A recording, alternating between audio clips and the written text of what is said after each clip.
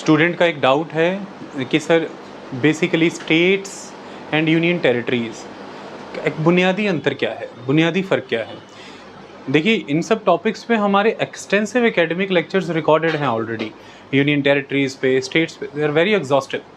जब हम doubt address करते हैं तो हमारा बेसिक एलिमेंट ये रहता है कि पॉइंट टू पॉइंट उन एलिमेंट्स में ना जाके कॉन्सेप्ट की अंडरस्टैंडिंग कराई जाए। ठीक है, तो मैं कॉन्सेप्चुअल अंडरस्टैंडिंग कराना चाह रहा हूँ उस बच्चे को, ताकि जब वो हमारे लेक्चर के वाया उस टॉपिक को पढ़े तो उसे क्लियर हो जाए। तो स्टेट्स एंड यूनियन टेरिटरी, ये दो वर्ड हैं यहाँ पर। ये केमिस्ट्री का लेक्चर का यहाँ पे इम्प्रिंट है, बताया है कौन सा कितना बेसिक है, कितना एसिड है, क्या क्या कलर है। एक संस्था कितनी नायाब होती है, उसमें आप क्या क्या नहीं पढ़ रहे बताइए। आप कम्युनल वायलेंस के बारे में पढ़ रहे हैं, आप केमिस्ट्री पढ़ रहे हैं, आप कई तरह की चर्चाएं जीवन पर कर रहे हैं, समाज पर कर रहे हैं। This is the life.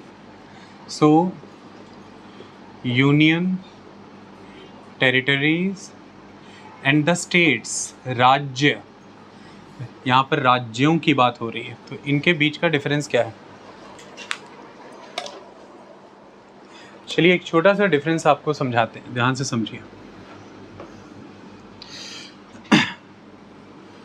देखिए, इंडिविजुअल्स जब भी एग्जिस्ट करते हैं तो उनकी कोशिश होती है कि for the betterment of every individual, for the better living standard of every individual, वो सब आपस में जुड़े, एक ग्रुप फॉर्म करें और कुछ मीनिंगफुल एक्सचेंजेस इस्टेब्लिश हो इनके बीच में। मीनिंगफुल एक्सचेंजेस जैसे कि सबसे इम्पॉर्टेंट चीज़ होती है कि डिवीज़न ऑफ लेबर हो, कोई एग्रीकल्चर कर रहा हो, कोई मैन्युफैक्चरिंग कर रहा हो, कोई कई तरह की सर्विसेज प्रोवाइड कर रहा हो, कोई कई तरह की क्वाटरनरी आइटम्स बना रहा हो, प्रोवाइड कर रहा हो। तो इस तरह से जब भी कोई एक इंडिविजुअल किसी एक काम पर फोकस कर रहा है तो वो उसे परफेक्ट बना सकता है, उसमें स्किल्ड बन सकता है। इस तरह से उसके द्वारा क्रिएट की गई ये परफेक्ट आइटम दूसरे इंडिविजुअल को हेल्प करेगी और दूसरा इंडिविजुअल अपना वो समय यूज़ करेगा अपनी आइटम्स को, अपने प्रोफेशन, अपने ऑक्यूपेशन को परफेक्ट करने में। इस तरह से किसी भी एक इंडिविजुअल की लाइफ, उसका लिविंग स्टैंडर्ड बहुत बेटर हो जाता है। तो इंडिविजुअल्स की कोशिश रहती है कि वो ग्रुप में आए। जब इंडिविजुअल्स एग्जिस्टेंस में आए होंगे किसी समय में, तो इसी तरह से ग्रुप बने और ये ग्रुप म्यूचुअली एक्सचेंज करते हैं एक दूसरे के साथ मीनिंगफुल मैनर्स में। Those exchanges are not illogical, not meaningless, they are meaningful. अब ये जो ग्रुप है ये एग्जिस्टेंस में आया है, तो इसे आप अलग अलग नामों से जानिए। आप इसे कम्युनिटी कह लीजिए, आप इसे सोसाइटी कह लीजिए। इसी सोसाइटी में कई कॉमन एलिमेंट आइडेंटिफाई किए जाएंगे जिसकी वजह से ये इंडिविजुअल्स आपस में एक सोसाइटी बने हैं। वो जो कॉमन एलिमेंट्स आइडेंटिफाई किए जाएंगे वही कॉमन एलिमेंट इस सोसाइटी को नेशन का दर्जा दिला देंगे, राष्ट्र का दर्जा दिलाएंगे, नेशन। सो इंडिविजुअल एक ग्रुप में आकर के एक नेशन बनाते हैं, ये एक चीज़ है। इसलिए नेशन के तहत जो वो इंडिविजुअल्स हैं दे आर नेशनल्स, नेशनैलिटी, इस तरह से हम टर्म्स यूज़ करते हैं। Basically it is a nation. अब मुद्दे की कहानी ये है कि ये जो इंडिविजुअल्स हैं इन्होंने कोई ना कोई स्पेस, कोई ना कोई प्लेस ऑक्यूपाई किया होगा, ज़रूर किया होगा, क्योंकि हवा में नहीं रह रहे होंगे। जैसे अगर इस समय देखें हम तो इस पृथ्वी पर एक नेशनैलिटी, खुद को वो एक नेशनैलिटी कंसिडर करते हैं, वो खुद को एक नेशन कंसिडर करते हैं। अगर हम कुर्दों की बात करें, द कुर्द, तो अगर हम कुर्दों का जिक्र करें तो जैसे ईरान की बात कर लें, यहाँ से तुर्की की बात करें, यहाँ से सीरिया की, तो ये तुर्की का इतना एरिया, सीरिया का ये एरिया, ईरान का ये एरिया ऑक्यूपाई कर रही है एक community that is the Kurd. अब कुर्द खुद को कह रहे हैं कि वो नेशनल हैं, वो एक नेशन है, वो एक ऐसी सोसाइटी है जिनमें सर्टेन कॉमन एलिमेंट्स हैं जिसके कारण वो खुद को एक राष्ट्र मान रहे हैं। वो कोहेसिव फोर्सेस उनमें हैं। These common elements are the cohesive forces in the society, जिसकी वजह से वो खुद को राष्ट्र कंसिडर कर सकते हैं। लेकिन अब कुर्दों ने ये जो स्पेस ऑक्यूपाई किया है, ये जो प्लेस ऑक्यूपाई किया हुआ है, कुर्द इस प्लेस को, इस स्पेस को अपने अकॉर्डिंग मैनेज नहीं कर पा रहे हैं। They are not capable to manage that place, that space according to their will. Lecture पे फोकस, अदरवाइज मैं सुन लूँगा। ओके तो वो अपनी विश के अकॉर्डिंग उस प्लेस को, उस स्पेस को मैनेज नहीं कर पा रहे हैं। भाई उसे मैनेज ईरान करेगा, उसे मैनेज सीरिया करेगा, उसे मैनेज तुर्की करेगा। जो कुर्द तुर्की में फॉल कर रहे हैं, तुर्की उन कुर्दों को मैनेज कर रही है। कुर्द उस रूल रेगुलेशन को फॉलो कर रहे हैं जो तुर्की की संसद में बन रहे होंगे, जो तुर्की की सरकार बना रही है। ईरान में रहने वाले कुर्द उसे मान रहे होंगे जो ईरान की सरकार बना रही है, सीरिया वाले सीरिया की सरकार। तो कुर्द जिस स्पेस को, जिस प्लेस को ऑक्यूपाई कर रहे हैं, वो प्लेस, उस स्पेस पे उनकी अथॉरिटी नहीं है। तो ऐसे में कोई भी सोसाइटी जो होती है, वो जिस स्पेस और प्लेस को ऑक्यूपाई की होती, जहाँ पे वो अपना पाँव धरती है, जहाँ पे वो रहती है, वो स्पेस, वो प्लेस बहुत इम्पॉर्टेंट है उस कम्युनिटी, उस सोसाइटी की एग्जिस्टेंस के लिए। जब मैं एग्जिस्टेंस की बात करता हूँ, तो जब मैं सोसाइटी या कम्युनिटी वर्ड यूज़ करता हूँ, मतलब existence of their culture. Existence of their culture माने existence of their way of life. उनका जीवन जीने का सलीका, उनका जो प्लेस उन्होंने ऑक्यूपाई किया है, अगर उस प्लेस पे उन्हें अथॉरिटी मिली है तो उनका जीवन जीने का सलीका कंटिन्यू कर पाएगा। जैसे उदाहरण के तौर पर सपोज़ कीजिए कि कुर्दों ने ये लैंड ऑक्यूपाई किया है, उनके कुछ रीति रिवाज हैं, कुछ त्यौहार हैं, कुछ शादी विवाह की मान्यताएं हैं, डाइवोर्स के मसले हैं, संपत्ति बच्चों को देने के नियम हैं। ये तमाम उनकी कम्युनिटी के बड़े अलग हो सकते हैं, बट क्योंकि अब वो जिन मुल्कों में बस रहे हैं, उन मुल्कों की सरकार हो सकता है कि कुर्दों की इन प्रैक्टिसेस को रिकॉग्नाइज ही ना करते हो।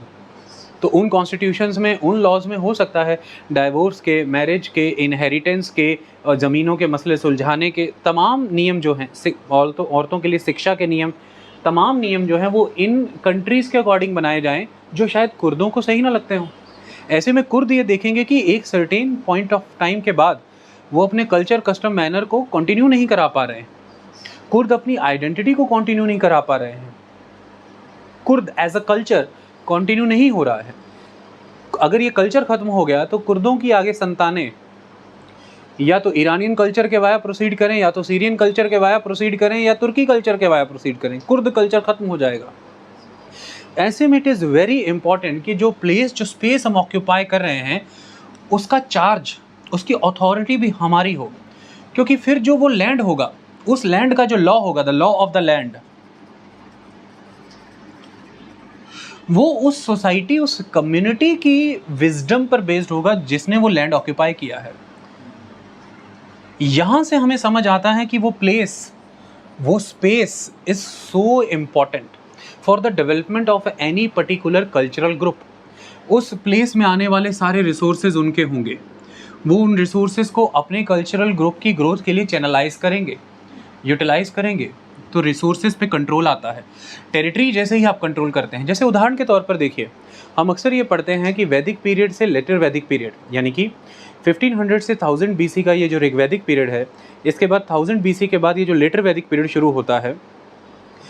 ऋग्वैदिक पीरियड से लेटर वैदिक पीरियड में आने में एक ही फ़र्क आया कि जो शासक था, जो किंग था, वो जनों का नहीं, जनपदों का राजा हो गया। इसका मतलब क्या है कि अब अल्टीमेटली वो जो पूरा लैंड है वो भी उस राजा के अधीन है। उसके रिसोर्सेज, उसको एक्सप्लॉइट करना, हर तरह की नियम कानून उस टेरिटरी से जुड़े हुए अब राजा बना सकता है। लेकिन इसको ज़रा यहाँ इमेजिन करो, आप छत्तीसगढ़ के, झारखंड के, नॉर्थ ईस्ट के, महाराष्ट्र, आंध्र प्रदेश, उड़ीसा, कहीं भी उनके जंगलों में जाइए, वहाँ पे आदिवासी समाज है, there is a tribal society. तो उस आदिवासी समाज में वो जो जनाज हैं, दो आदिवासी पीपल, उनका कोई ना कोई सरदार भी होगा। वो जनों का सरदार है।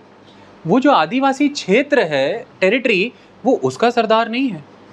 उसका सरदार कौन हो सकता है? द इंडियन स्टेट, भारतीय राज्य। जो अथॉरिटी है इंडियन लैंड पे, वो भारतीय राज्य की, इंडियन स्टेट पे है। जिसी से अथॉरिटी लेके डिफरेंट स्टेट्स भी अपने लैंड पर अथॉरिटी एग्जीक्यूट कर रहे हैं। But ultimate authority on the Indian land is with the Indian state. The Indian state is sovereign. बाकी all the states in the Indian state, they are autonomous. वो स्वायत्त हैं, काफ़ी हद तक इंडिपेंडेंट हैं, but Indian state is sovereign. जब भी इमरजेंसी लगेगी, इंडियन स्टेट के हाथ में कंट्रोल आएगा। It is the responsibility of the Indian state to maintain the territories. इसलिए डिफेंस का matter with the Indian state, central government, वो सेंट्रल गवर्नमेंट के साथ है। आई बात समझ में? तो ऐसे में अब जनपद किसके, वो जो क्षेत्र में वो आदिवासी बस रहे हैं वहाँ पर जंगलों की कटाई के नियम, फॉरेस्ट एक्ट आप देख सकते हैं अभी संसद में बना, उसको लेकर के डिबेट चल रही है। वहाँ से हाईवे निकालना, लैंड ऑक्यूपेशन के नियम कौन बनाएगा? सरकार बना रही है। आप इमेजिन करिए, जबकि वहाँ की जनजाति का सरदार कोई ना कोई जरूर होगा, वो जनों का सरदार है, जनपद का नहीं। जनपद का सरदार यहाँ पर कौन है? देश की सरकार हो सकती है या राज्य की सरकार, मतलब कुल मिला के भारतीय राज्य है। हमें ये समझना है, it is a very big thing कि कोई व्यक्ति जन से जनपद का सरदार हो गया। तो यहाँ पर अब कुर्दों का लीडर जनों का सरदार तो है, पर ये जनपदों का नहीं है। वो जनपदों का सरदार कौन होगा? जो ईरानी समाज का लीडर है वो ईरान में होगा, जो सीरियन समाज का लीडर है वो सीरिया में होगा, जो तुर्की समाज का लीडर है वो तुर्की के जनपद का होगा लीडर। और जब तक जनपद हमारा नहीं होगा, द लैंड, हम कैसे फ्लरिश करेंगे एज अ कम्युनिटी? हम कैसे यूटिलाइज करेंगे? लैंड ऑक्यूपेशन के नियम क्या होंगे? हाईवे, रेलगाड़ियाँ कहाँ से निकाली जाएँ, कहाँ से नहीं, ज़मीन, खेतीबाड़ी को लेके कानून क्या होंगे? ये सब तमाम चीज़ें तो कोई और तय करेगा। ऐसे में कोई भी एक इंडिविजुअल जब ग्रुप में आता है, बीइंग अ सोसाइटी, और वो नेशन बनाते, तो उनकी एक मस्ट कंडीशन रहती है कि हमने जिस क्षेत्र को ऑक्यूपाई किया है उस क्षेत्र को, उस टेरिटरी को पूरी तरह से हम कंट्रोल करें। तो इसीलिए ये इंडिविजुअल आपस में एक्सचेंज कर पाएंगे due to some rules and regulations. कुछ इनमें नियम कानून बनेंगे, तो उन नियम कानूनों को, उन नियम कानून बनाने वालों को, और वो नियम कानून बनाने वाले, उन्हें एग्जीक्यूट करने वाले, उन्हें एनफोर्स करने वाले, जिन दफ्तरों में बैठेंगे उन दफ्तरों की अथॉरिटी को, क्योंकि उसी अथॉरिटी को लेकर के वो व्यक्ति वो नियम कानून बनाएंगे, एग्जीक्यूट करेंगे और इन्फोर्स करेंगे, और उसी अथॉरिटी से वो लिमिटेड भी होंगे ताकि वो इन्हीं नागरिकों पर एनक्रोच न कर लें। तो first rule and regulation, second the people who will enact rule and regulation, execute rule and regulation and enforce rule and regulation. Third one, the institutions. Institutions जिनमें ये अथॉरिटी इंस्टिल होगी कि वो किसी को रूल एंड रेगुलेशन बनाने दे, execute करने दे, enforce, ये तीन चीज़ें, इन्हें आप राज्य कह सकते हैं, the Indian state. Be it any state, राज्य। तो कोई भी सोसाइटी अपने लिए स्टेट बनाती है, वो स्टेट सोसाइटी को प्रोटेक्ट करता है, उसके कल्चर, कस्टम, मैनर को प्रोटेक्ट करता है, क्योंकि सबसे पहली चीज़ कैसे, वो स्टेट टेरिटरीज होल्ड करता है। तो स्टेट का एक एलिमेंट होता है the territory, this very important element of the state. Second, state का एलिमेंट होता है द पीपल, जो लोग उसमें बस रहे हैं, the individuals, the population. And another element of the state, ultimately the government, which will express the state, the will of the state. जमीन पर राज्य की इच्छाओं की अभिव्यक्ति कौन करेगा? सरकार, the government.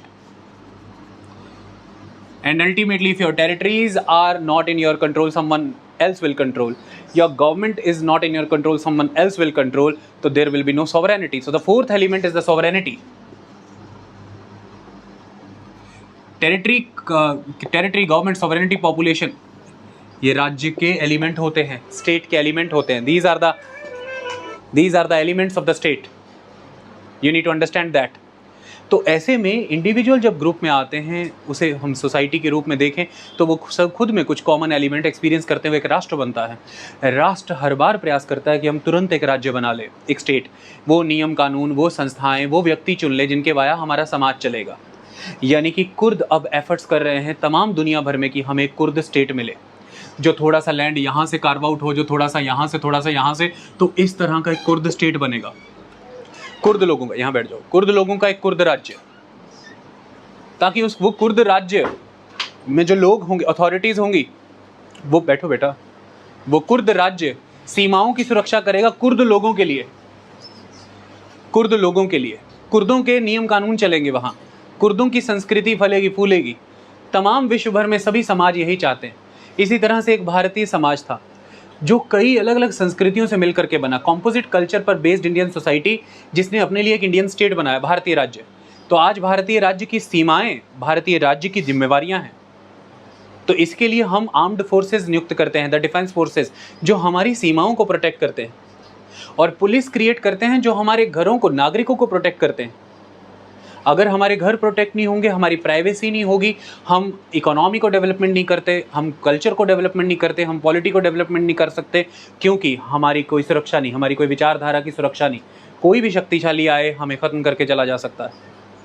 For that there is a layer of defence, it is a policing, नगरीय स्तर पर, नागरिक स्तर पर। But for the level of the territory हम तब भी तो अपने कल्चर, कस्टम, मैनर और प्राइवेसी को प्रोटेक्ट नहीं कर सकते जब तक हमारे जितनी भी सीमाएं हैं वो सुरक्षित ना हो। उसे पाकिस्तान, अफ़गानिस्तान, उसे चीन, उसे म्यांमार, तमाम दुनिया से भी तो बचाना है। अगर मान लीजिए हमारी सीमाएं सुरक्षित नहीं है और मान लीजिए पाकिस्तान उसे जीत जाता है तो भी तो हमारे देश में फिर जो सरकारें होंगी, नियम कानून होंगे, वो देश के समाज की इच्छा के अनुरूप नहीं होंगी, वो पाकिस्तानी समाज की इच्छा के अनुरूप होंगी। तब भी तो हम अपने घर में कस्टम, कल्चर, मैनर वो नहीं कर पाएंगे जो हम करना चाहते हैं। हमें वो एग्जीक्यूट करना पड़ेगा जो वो कह रहे हैं।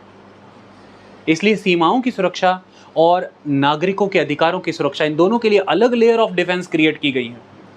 ये दोनों ही ज़रूरी हैं किसी भी एक कम्युनिटी की full development of culture, custom, manner, political, social, economic and cultural domain का पूरा डेवलपमेंट के लिए ये किया गया है। That's why the concept of territory is very important. तो जब भारतीय राज्य की बात करेंगे तो भारत 3 तरह से टेरिटरीज को इमेजिन करता है। पहला, वो टेरिटरी जो राज्यों की टेरिटरीज हैं। There are different states, the territories of those different states, these are the territories. Territory of Punjab state, territory of Haryana state, territory of Madhya Pradesh, Himachal Pradesh, सबकी देखिए आप पॉलिटिकल मैप देखिए तो सबकी टेरिटरी है, अपनी अपनी सीमाएं हैं। इसके बाद वो सभी टेरिटरीज जो टेरिटरीज राज्यों के अधीन नहीं है, केंद्र के अधीन है, the territories administered by the central government, the union territories, the union territories. Then there are many union territories, और तमाम वो सारी टेरिटरीज जो टेरिटरीज भारत कभी भी किसी भी समय में ऑक्यूपाई करेगा। भारत ने सिक्किम लिया, अब भारत में इंडक्ट किया तो वो टेरिटरी भारत की हुई। पुर्तगाल के द्वारा अपनाया गया गोवा भारत के पास आया, टेरिटरी भारत की हुई। दमन दीव, दादरा नगर हवेली, पुडुचेरी, ये सब भारत के पास आया तो ये सब सीमाएं भारत की हुई। तो वो टेरिटरी जो भारत किसी भी समय में भारत में सम्मिलित करेगा, वो सभी टेरिटरीज जो भारतीय राज्यों की टेरिटरीज हैं, और वो टेरिटरीज जो सभी की सभी केंद्र शासित टेरिटरीज हैं, the centrally administered territories, they are the union territories. So right now we have basically तो 3 type of territories, but simply समझिए तो 2 तरह की टेरिटरीज हैं। एक स्टेट्स की टेरिटरीज हैं और एक टेरिटरीज हैं जो belong to the union. Ultimately हमने यहाँ पर वर्ड यूनियन यूटिलाइज किया है क्योंकि India is a union of the states. तो what is the difference between the union territory and the territory of the states? Main element समझिए कि अगर हम इस भारत की बात करते हैं, भारत क्या है?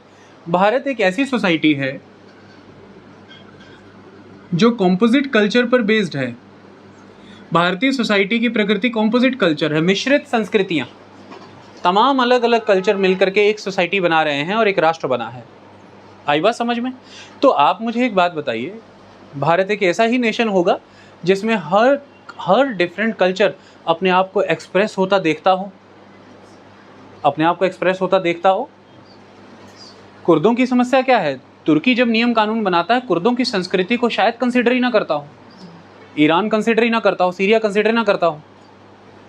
तो कुर्द अपने आप को तीनों में से किसी भी सोसाइटी का हिस्सा नहीं मान रहे। They are proclaiming that we are distinct society. लेकिन भारत में कितनी तमाम अलग अलग संस्कृतियां हैं कि आप इमेजिन करके देखिए, भाषा के आधार पर, धर्म के आधार पर कितनी भिन्न संस्कृतियां हैं, लेकिन सभी खुद को एक समाज, एक राष्ट्र का हिस्सा मान रहे। क्यों? क्योंकि राष्ट्र ने जो एक राज्य बनाया है ना, उस नेशन ने जो एक इंडियन स्टेट बनाया है, वो इंडियन स्टेट जिस कॉन्स्टिट्यूशन से चल रहा है वो इन सभी समाजों को, सभी संस्कृतियों को कंसिडर करके चल रहा है। इसलिए हर कल्चरल ग्रुप खुद को इस लैंड से बिलोंग करता फील कर रहा है। वो प्राउडली कह रहे हैं that we belong to this land. ये इंडिया हमारा, हमारी सीमाएं हैं, इन सीमाओं की सुरक्षा के लिए हम लड़ेंगे, शहादत देंगे। वो इससे बिलोंग कर रहा है। आई बात समझ में? तो ऐसे में तो फिर ज़रूरी है, ये ज़रूरी है कि अलग अलग कल्चरल ग्रुप को उनकी फुल स्केल डेवलपमेंट के लिए हम ऐसी पॉलिटिकल अरेंजमेंट दें जो उनकी कल्चरल आइडेंटिटी की ग्रोथ के लिए ज़रूरी है। तो हमने पहले एक राज्य का संकल्प लिया, वो है भारतीय राज्य। फिर हमने उसमें, वो है इंडियन नेशन, जो हम सब ने मिलकर के एज अ सोसाइटी अपने लिए एक प्रॉमिस किया।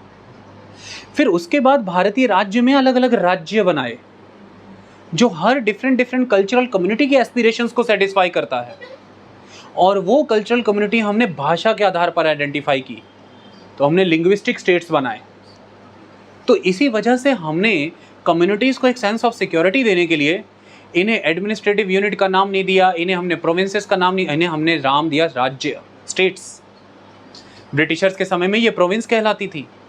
कनाडा में आज भी इनका नाम प्रोविंस है, बट हमने ये नाम बदला और हमने इनका नाम प्रोविंसेस से किया स्टेट्स, ताकि स्टेट्स को ये फील हो कि yes they have that level of autonomy.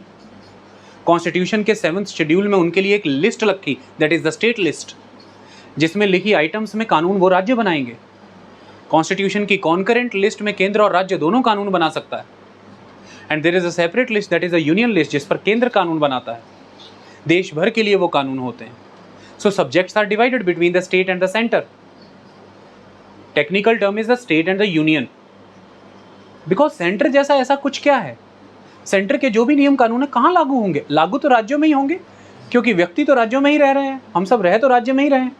अगर इस समय मैं केंद्र सरकार की कोई जगह तलाशूं तो कहाँ तलाशी जा सकती है? भारत भर में तलाशी जा सकती है, क्योंकि तमाम भारत क्या है? Union of the states.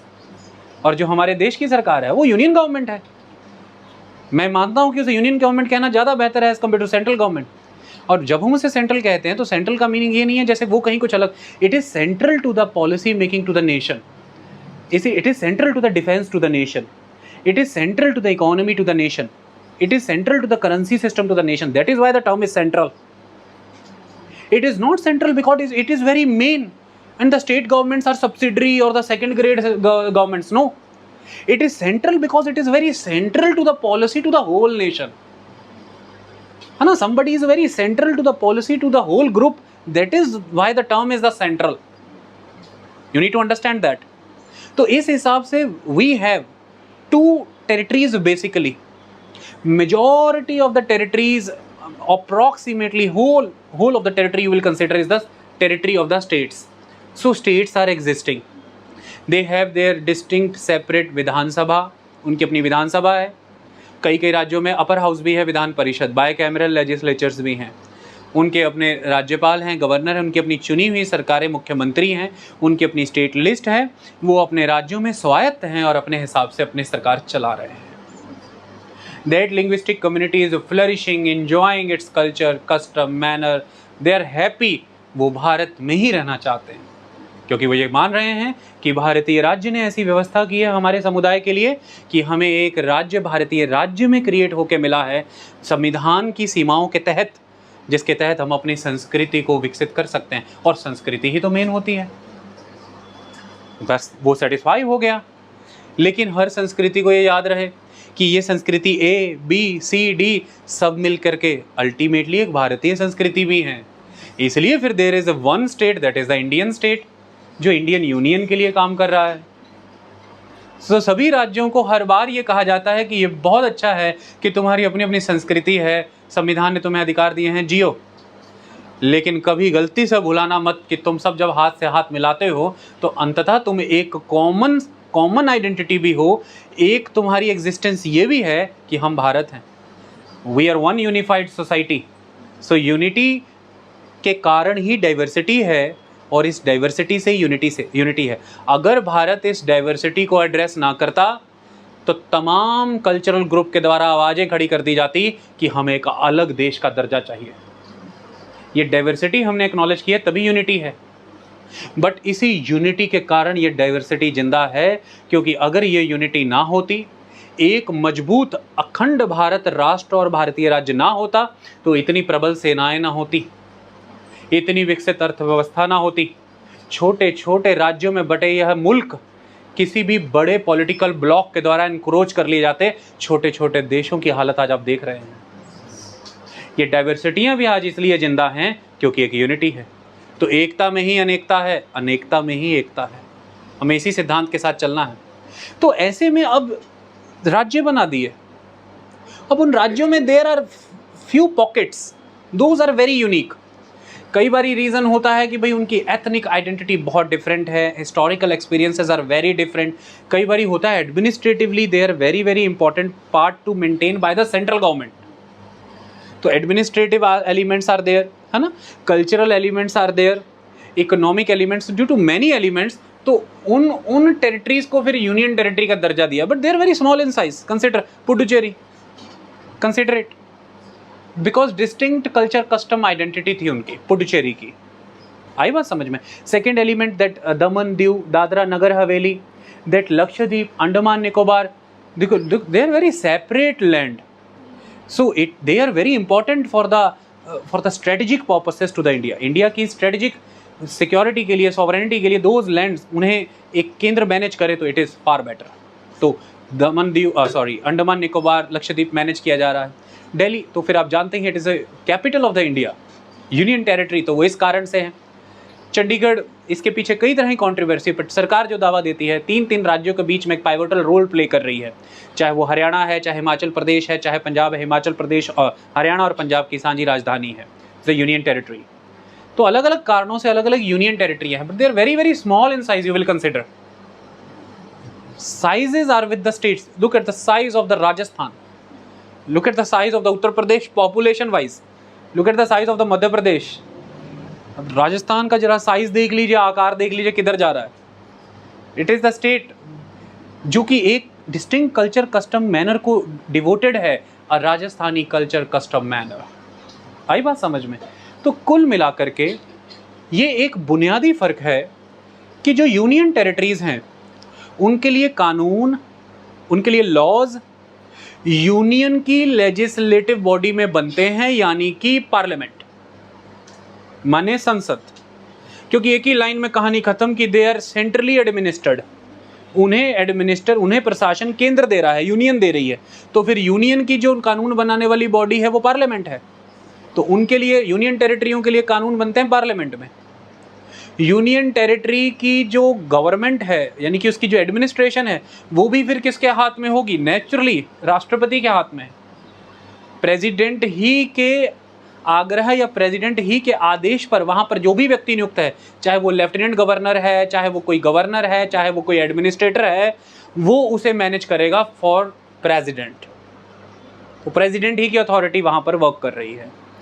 There are 2 union territories, the Puducherry and the Delhi, जहां पर उनकी अपनी लेजिस्लेटिव असेंबलीज भी हैं, लेकिन स्टिल प्रेसिडेंट के वाया लेफ्टिनेंट गवर्नर अधिकार बहुत ही व्यापक है, जो कि दूसरे राज्यों में नहीं है। बहुत कॉम्प्रिहेंसिव अथॉरिटीज हैं प्रेसिडेंट। जैसे दिल्ली की police, you will consider it is with the LG, the lieutenant government, ultimately with the president, you can से with the home ministry, okay, क्योंकि प्रेसिडेंट जो है वो एड एंड एडवाइस से काम करेंगे with the council of minister of the nation, that is the union. तो इस तरह से जो यूनियन टेरिटरीज हैं, कानून संसद में बन रहे हैं, एडमिनिस्ट्रेशन गवर्नमेंट उसकी राष्ट्रपति के हाथों है, that is via the LGs और वाया द एडमिनिस्ट्रेशन। चंडीगढ़ में एडमिनिस्ट्रेटर होता है, वहाँ पर कौन होता है? The administrator. ये एक चीज़ है।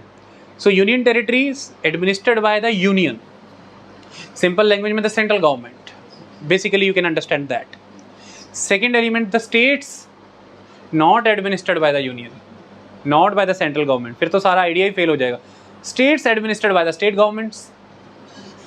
सो there is a separate law making body, that is Vidhan Sabha, legislative assembly, जिसके लिए मेंबर चुने जाते हैं, मेंबर लेजिस्लेटिव असेंबली, MLA, है कि नहीं? विधानसभाएं कहते हैं, इसलिए हम उन्हें विधायक कहते हैं, विधायिका के विधायक। फिर उनके अपने गवर्नर होते हैं, जो कि राज्य की काउंसिल ऑफ मिनिस्टर की एड एंड एडवाइस से चलेंगे, सेंटर की नहीं। The governor of Punjab, the governor of Haryana will work according to the aid and advice given by the state government of Punjab, not by the central government of India. You need to understand that. तो सरकार राज्य की अपनी है, कानून बनाने वाली संस्था राज्य की अपनी है, कानून बनाने के लिए जो सब्जेक्ट है वो स्टेट की लिस्ट राज्य के लिए अपनी है, जो संविधान में गिवन है। कई तरह की इंस्टीट्यूशंस, जैसे राज्यों का अपना एडवोकेट जनरल है, जैसे देश के स्तर पर अटॉर्नी जनरल होता है, तो राज्यों का अपना एक सरकारी वकील है, देश की सरकार का अपना वकील होता है। तो इस तरह से राज्यों को मैनेज राज्य की सरकारें करती हैं। राज्य की सरकार मतलब गवर्नमेंट, गवर्नमेंट मने on ground expression of the state, मने राज्य, the states as a state, the states as a state. वो स्टेट क्या है? उस सोसाइटी का एक्सप्रेशन, पॉलिटिकल अरेंजमेंट। कौन सी सोसाइटी? राज्य की सोसाइटी। उस स्टेट के जन, उनका वो सोसाइटी बने और उन्होंने एक पॉलिटिकल अरेंजमेंट अपने लिए किया, राज्य, वो राज्य का एक्सप्रेशन है वो गवर्नमेंट, दैट्स ऑल। तो राज्य के लोग, वो समाज हैप्पी, संतुष्ट, कहता हम इकट्ठे हुए, एक दूसरे की बेटरमेंट के लिए हम एक दूसरे साथ आए, हमने अपने लिए एक अरेंजमेंट बनाया पॉलिटिकल, वो हमारी गवर्नमेंट है और वो चल रही है हमारी विशेष के अकॉर्डिंग, दैट्स फाइन। वो दूसरा राज्य है वो अपना देखे, वो तीसरा राज्य है वो अपना देखे, पंजाब राज्य खुश है कि उसके जितने भी साइन बोर्ड हैं, जितने भी स्कूल हैं, दफ्तर हैं, सबसे ऊपर पंजाबी लिखी हुई है, सबसे टॉप पे पंजाबी है, दूसरे नंबर पर अंग्रेजी लिखी हुई है, हिंदी लिखी हुई है। तमिलनाडु खुश है, सबसे टॉप पे तमिलनाडु है, तमिल भाषा लिखी है, दूसरे नंबर पर इंग्लिश लिखी है, वो हिंदी यूटिलाइज नहीं करता है कि नहीं। गुजरात खुश है, सबसे टॉप पे गुजराती लिखी है। महाराष्ट्र म्युनिसिपल कॉर्पोरेशन मुंबई की सबसे टॉप पर आप देखेंगे तो वो खुश हैं क्योंकि सबसे टॉप पर उन्होंने मराठी लिखी हुई है, they are happy.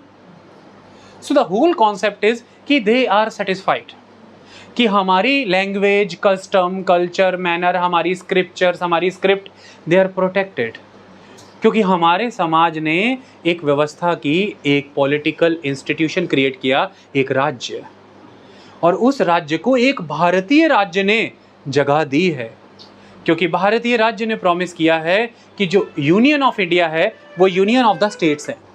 The union of India is the union of the states. आई बात समझ में?